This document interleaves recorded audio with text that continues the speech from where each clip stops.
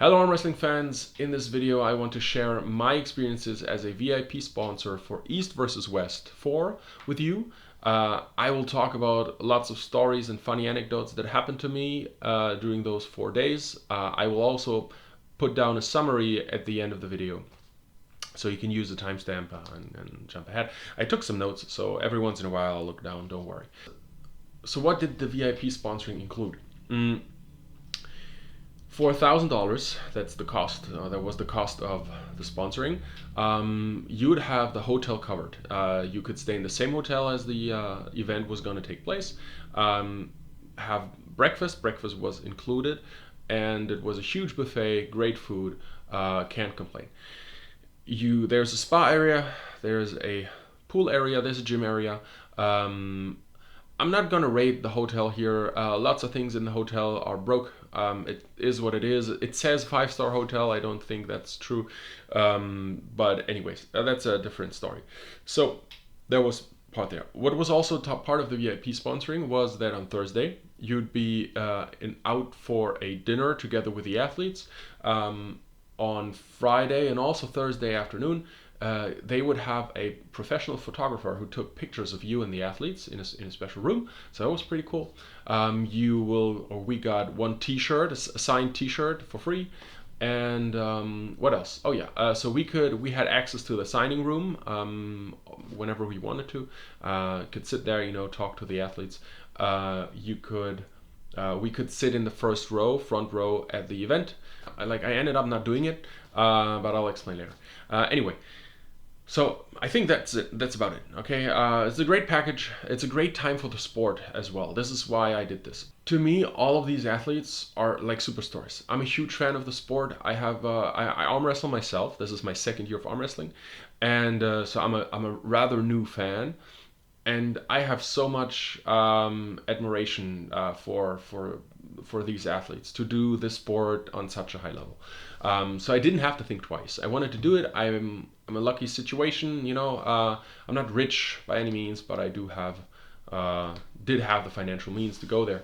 And it was also not that long of a flight. As I am from Germany, it's just a 3-hour flight. So I took a friend of mine from the arm wrestling training, and we went to Istanbul for East versus West 4. I think this is a great time for the sport. More and more money is going into the sport. We get more sponsors. But the people, the athletes, the elite arm wrestlers, they're still very approachable. So when you want to shake their hands or ask for a photo or just have a chat with them, they won't roll their eyes and be like, "Go away, peasant." It's not like that. All of these people were super nice. I've had very interesting and very funny conversations with almost all of the athletes, all of the arm wrestlers who were at the venue. Of course, all of those who spoke English, because since I don't speak Russian, couldn't really talk to all the others. But as I said, I think it's a great time for this fanboy to star relationship. So when we arrived at the hotel, I saw Engin Terzi and Chance Shaw sitting on a sofa in the hotel lobby, and there's something that I thought about, that I knew I was not their friend. However, and you may have heard this in different videos on different occasions, if you have a YouTube star or anybody whose life you have followed via social media, and you know so much about them, they don't know who you are at all, right? But you do, to some degree, feel like you've known each other for so long. But of course, to them, I'm just a complete stranger. Now, I've watched Chance Shaw's videos, or a couple of his videos. I've watched him compete over the last 2 years, and he has never heard my name, right? So I see him and I know who he is. To some degree, I know who he is, but I'm a complete stranger to him, and of course to everybody else as well. So that was a weird feeling, and I knew that, but it was still a weird feeling just. But anyway, super nice. Chance Shaw, super nice, super smart guy, and also Engin just told me, oh yeah, it's nice you're here. So they are currently taking photos in the 3rd floor. Just go up to the 3rd floor and have your photos taken. And I thought, okay, cool. So I went there, got into the 3rd floor, and I saw on my left there was Dave Chafee and Jerry Caderet, and Dave Chafee's forearms are just enormous. Like both of these men are insanely huge when you see them in real life. To me, like I'm not a small person.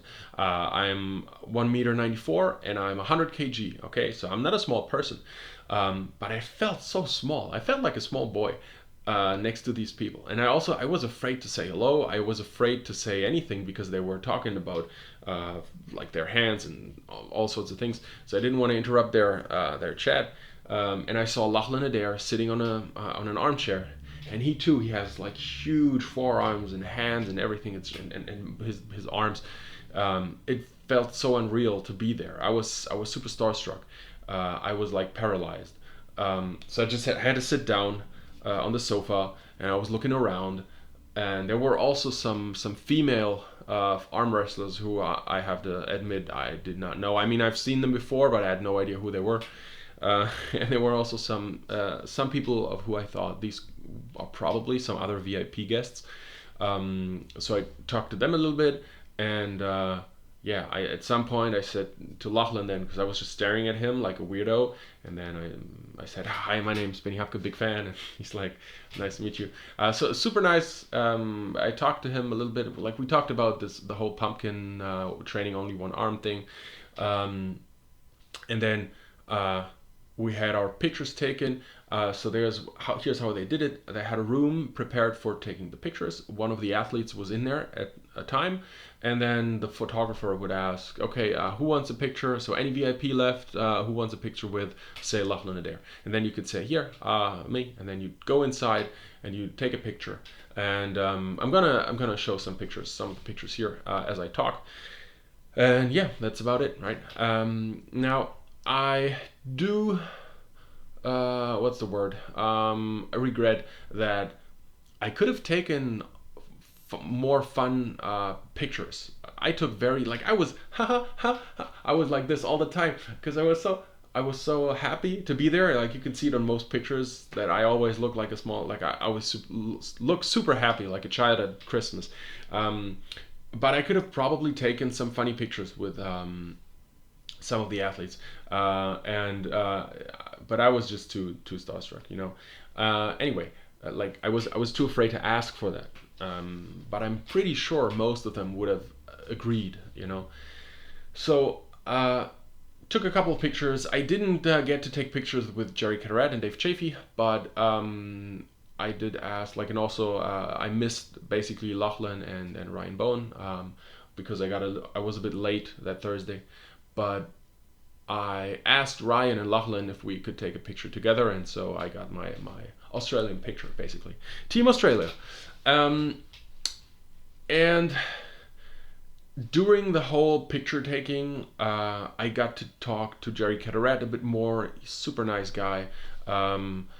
I talked to most of the athletes who were there. At that time, I also asked Dave Chafee to record like a little video message for a friend of mine, and Dave said sure. So that was great.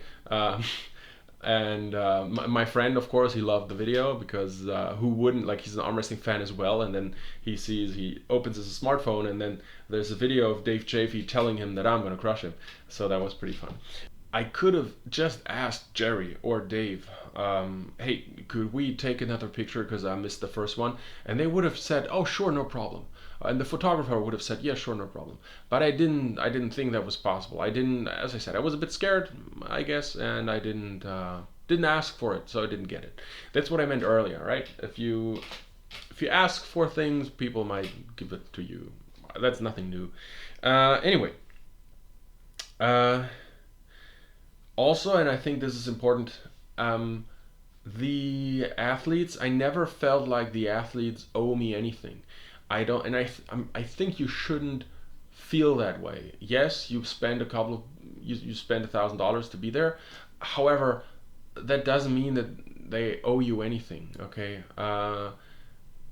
if they're willing to take the pictures, like you're basically just a fan. You're not one of them. Of course, right? This might not surprise you at all, but as I said, I'm an arm wrestler myself, And to some degree, I would love to be there one day because I earned it as an arm wrestler. And not be there because I bought myself in. That was always, I personally always had that in the back of my head. This idea of, oh man, I just bought myself in here. I talked to other VIPs, they didn't have that feeling. They didn't. Maybe it was just me. In the evening, then we went to a place for food. Now I was lucky; I got to sit at the same table as Morozov, Dadikyan. Then there was Dave Chafee and his wife were next to me. They were eating. Morozov was eating everything under the sun. For a moment, I thought about offering him some of my food, but it was so tasty, and so I ate it myself. But this guy, and next to Dedikian, they have enormous arms. They just look so jacked and so huge. It was great. It was just great to watch them. And again, it felt like I was in a zoo. I was just watching these wild animals, consume their food. And yeah, so again, I was just there looking around. I had a little bit of small talk with Dave Chafee, just a little bit. When we were done eating and the taxi was ordered to bring us back, that's when John Brezink was there, and that's when I saw him for the first time. But I didn't want to interrupt him, or he was just sitting there. He was eating, and he was like 5 meters away, but it felt like a long way, And I thought, I have no business in going there and interrupt this man while he's eating bread and so I didn't. I thought I'd get my chance with John maybe on Friday or Saturday. I just realized I have to cut a lot in this video. On Friday morning, something funny happened. I met the Georgian guys. So I was like my friend. He was going for a walk, so I was alone at breakfast, and I sat at a table in the corner and outside, and I was just about to get my second plate, and I didn't. I just took my first plate like it was a all-you-can-eat buffet.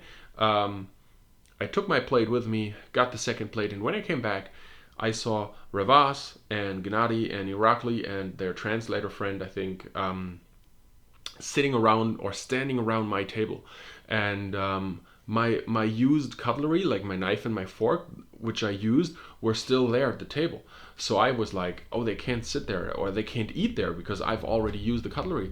So I was standing there, and I said, oh, you can't sit there. And they looked at me very mean because that's what they do, right? They're Georgians. They always look mean.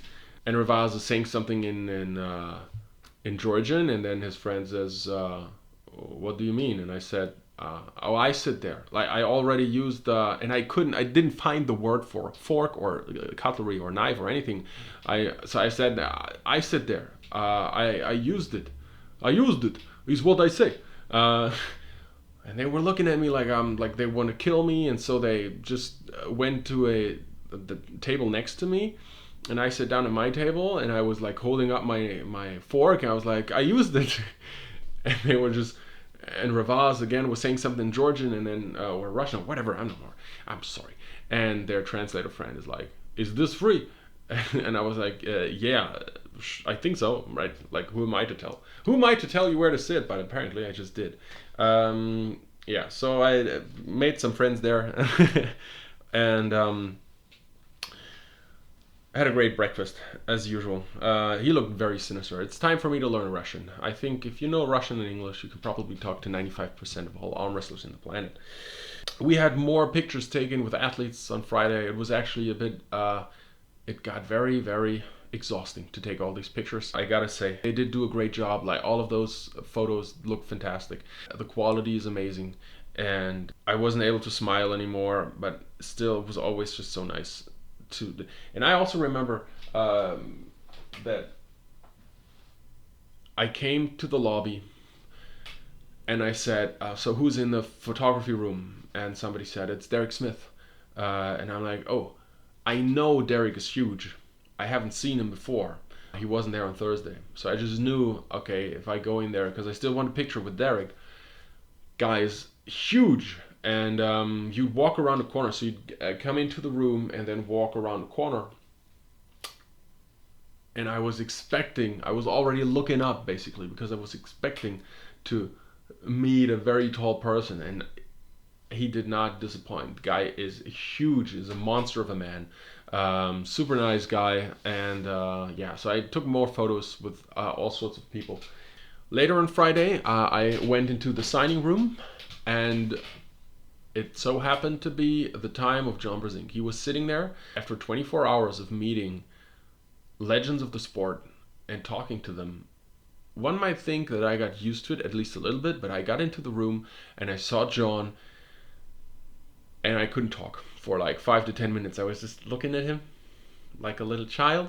And when I realized that I was like staring at him, I started to look away, and he was talking to Engen. I don't think he really noticed, but I was just standing there, and I thought, how can I say hello? What do I say? I thought about this for a long time until I finally found the courage to go and introduce myself, and I said, hey, Mr. Brazing, my name is Benny Hapke. I'm a huge fan, and I'm from Germany, and yada yada yada. And we talked for quite some time. There was one of my favorite pictures were taken when I talked to John for the first time, and I didn't even know the picture was taken until like 3 days after. One of the other VIPs took the picture and sent it to me. It's a great picture. I'll show it here. And we talked about all sorts of things, about previous matches, about his.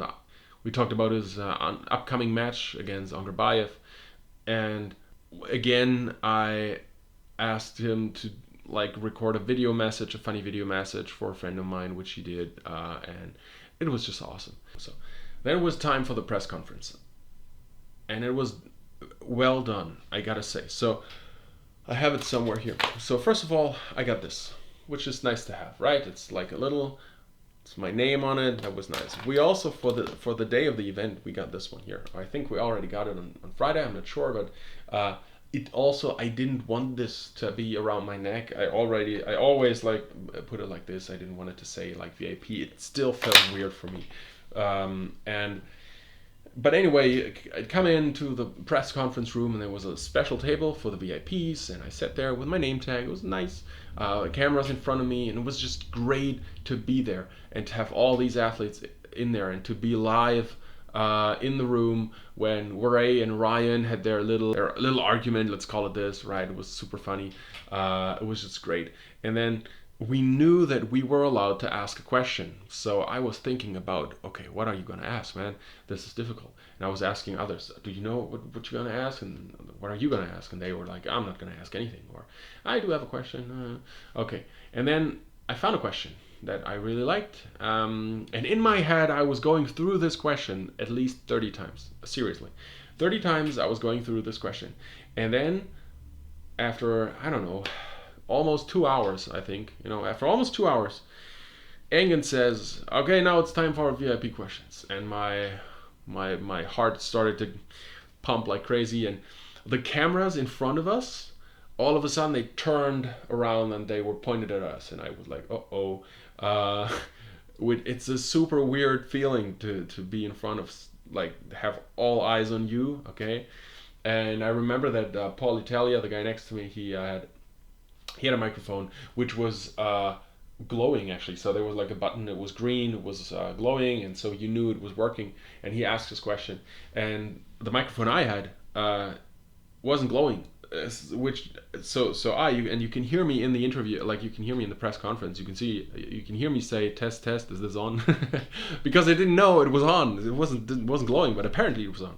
Anyway, so I asked my question. I asked Gennady if he changed his training to counter Jerry's technique, and then, because I'm stupid and because I was excited, I added like a second half of a question, which was totally like, first of all, I also wanted to thank Engen, which I forgot, and then I added the second half, which I totally like made up on the fly, and it was hard. It didn't have much to do with the question itself. Could have just left it there, did you change your practice to counter Jerry?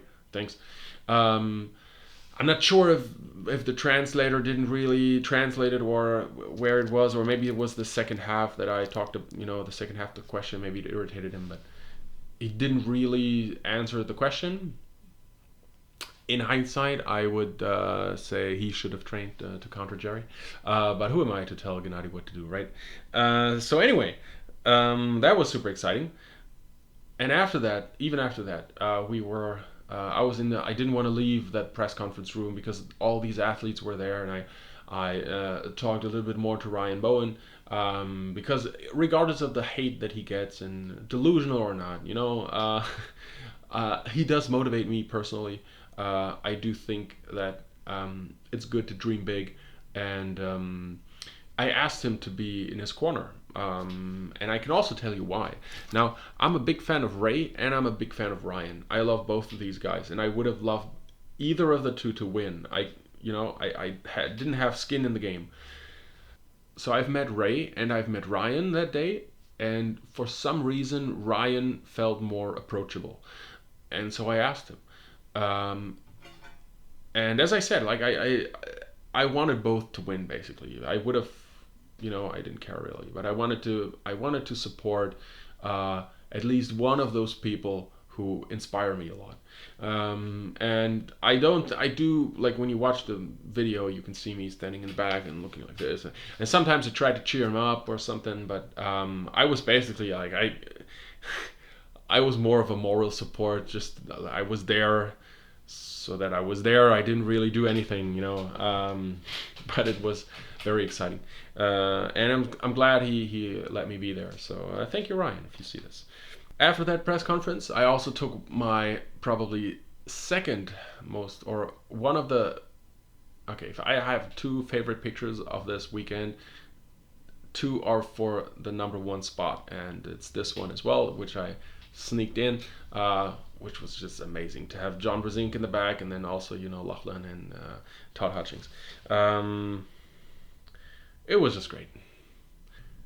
Also, when I was sitting there talking to Ryan, Paul Italia, he was like gathering the athletes, the West athletes, and he was like, "Hey guys, come around, let's have a big group picture." And he also said to Ryan, "Ryan, come." And Ryan was like, "Yeah, just give us a minute, okay?" Because we were talking. And then 5 seconds later, Paul Italia again came to Ryan. He was like, "Come on, Ryan, need you on the picture." And he handed me his phone, and he was like, "Hey, can you take a picture of us?" And so first thing I did, of course, was take selfies with Ryan and me, on Paul Italia's phone. And then I took pictures of them, the huge group. Must have been a nice shot. I'd love to see that photo actually one day. Um, okay, so crazy, the press conference, the hype. It was just insane experience. Saturday, day of the event. Again, I spent some time in the signing room, which was nice.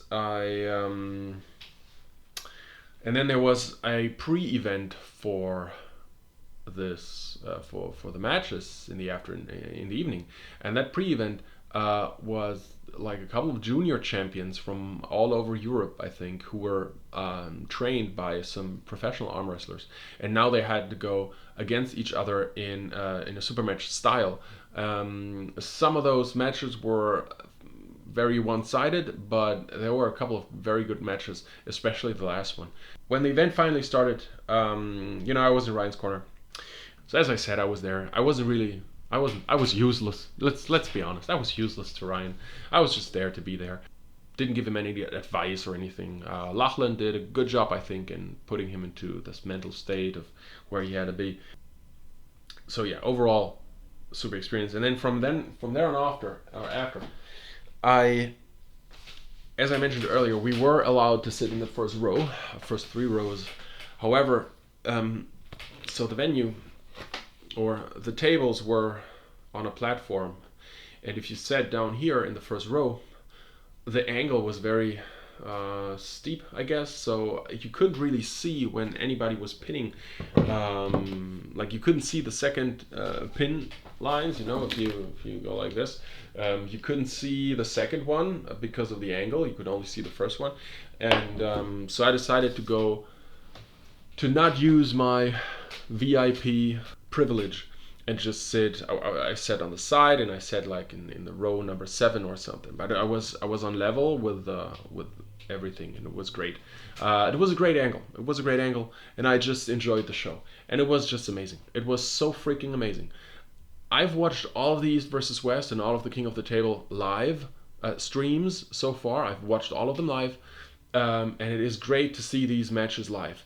it is still a little bit better, of course, to be there in person. You don't know what's gonna happen, and because also when something is live, they probably have like a 5 second delay or a 10 second delay in case something happens. They can, cut the stream. But if you are live, and I've said this word like 20 times now, it's crazy. The energy in the room was crazy. And also because I've watched the matches after on YouTube, my perspective was different. Some of the matches look different on YouTube than they look live. The way Prudnik beat Todd Hutchings in the room from where I sat, it looked even more impressive. The way that he beat him was even more impressive than when I watched the YouTube stuff. Uh, it's just one example, okay. And then of course when Jerry got his first pin against Gennady, the room roared. The room was about to explode. It was insane. The match was crazy. It was so awesome. Uh, and yeah, it's just insane. It was just insane. It is what it is. I highly recommend this to any fan. Now here's the thing: the whole event is not made for the people at the venue in mind, like with the people at the venue in mind. It is done for the pay-per-view. So, and as I said in the beginning, that hotel, I don't know what century it had 5 stars, but it doesn't have 5 stars right now. And the AC didn't work. The ventilation was awful. It was super hot in there. And then after the event, there was the after pulling, and I saw John Brzenk standing near stage, and I approached him, and this is a great moment for me. I approached John Brzenk, and he turned around and he saw me, and he said, "Oh, hey Benny, he remembered my name from the day before." I felt it was no, so that was crazy. Unfortunately, his hand was too blown up to do any after pulling whatsoever. I didn't really participate in the after pulling because I had a tournament the week after and I didn't want to get hurt. However, I asked Giannis to show me some top roll technique. I asked Corey Miller to show me some top roll, which are two very different top rolls. And yeah, I just watched the others do their after pulling. And then the guy with the monkey mask appeared and nobody knew who it was. And then at some point somebody knew. I think Giannis started to like he knew who he was. And anyway, yeah, just I stood there. I was talking to Ray. I was talking to Giannis. I was talking a little bit to Sandras. I think that was the after pulling. And then I was just laying in my bed, and I couldn't sleep for at least 2 hours. Like I was so right. It was such an amazing event. Great, just great. And then the next day I got my shirt, and we left and spent some more time in Istanbul on the western side of the Bosporus, but I don't really like Istanbul. Okay, as promised, here's my summary, and I'm just gonna read it out so I'll be over with it, right? So, incredible experience for arm wrestling fans. You can meet your idols, be polite, and talk to them, or make funny videos with them, take pictures, get insights into their thoughts surrounding such an event, talk about styles in arm wrestling and training, and so on. It all depends on what you do and how you approach the athletes. The athletes don't owe you anything.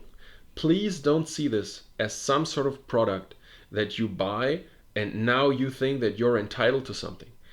If you don't know what you want and ask for it, it will probably not happen. That's just my opinion. Seeing the super matches live was absolutely insane. I loved every minute of it. It is such a different feel to watching the stream, like to watching the live stream. The energy in the room, to see everything outside of the camera angles. This is another important aspect. See what's going on outside of the camera, right? Super interesting and just different. I watched some of the matches on video after, and they felt different live, and they felt different to my point of view when I was live there. If it's the same hotel, and I think it will be, then the hotel is fine. The breakfast is great. However, not everything in the hotel works, but that didn't bother me personally. And of course, the most important question: would I do it again? And I gotta say, not soon. Maybe in a couple of years, maybe I'll do it again if there's an opportunity for me to do it. But right now, I don't see myself doing it again. Not because it wasn't worth it or anything. I think it was a very special thing, and for at least a couple of years I wanted to stay a very special thing that I did. Also, not a huge fan of Istanbul or Turkey. Sorry. So, thank you for watching. If you have any questions, let me know in the comment section. Peace.